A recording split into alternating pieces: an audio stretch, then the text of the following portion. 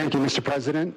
Thank you, Mr. Prime Minister. I have a question for you as well. But, Mr. President, you have suggested, with regards to the Russia-Ukraine war, you've suggested several things that Ukraine should give up. The idea of NATO membership, territory that was seized back in 2014 by Russia.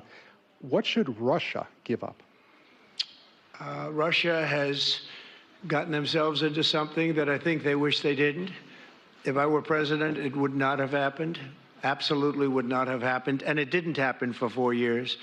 If you look at what has taken place under President Bush, they lost a lot. Under President Obama, they lost Crimea. Under Biden, it looks like they could lose the whole thing.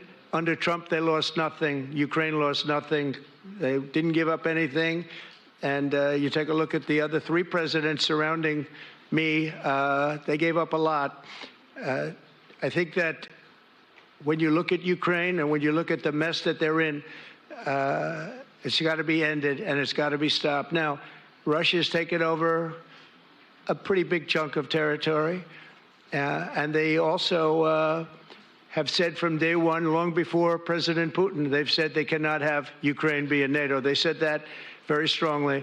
I actually think that that was the thing that caused the start of the war. And Biden said it, and Zelensky said it, and I think that was one of the reasons, one of the starts of the war. But from long before Putin, they said you cannot have Ukraine going in any way into NATO.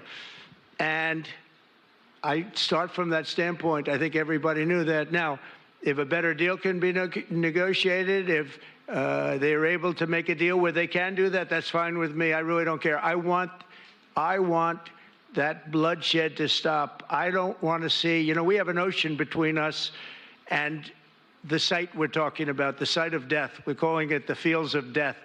We have a big ocean in between us. This is more important for Europe. We shouldn't be in. They have to equalize, and they're going to have to do it fast, but they have to equalize. But as far as the negotiation, it's too early to say what's going to happen. Maybe Russia will give up a lot. Maybe they won't. And it's all dependent on what is going to happen. The negotiation really hasn't started. But I will say, as far as NATO is concerned, from many years before President Putin, I will tell you that I've heard that Russia would never accept that. And I think Ukraine knew that, because Ukraine wasn't in and never requested to be in until more recently. So that's the way it is, and I think that's the way it's going to have to be. Thanks for watching. Stay updated about breaking news and top stories on the NBC News app, or follow us on social media.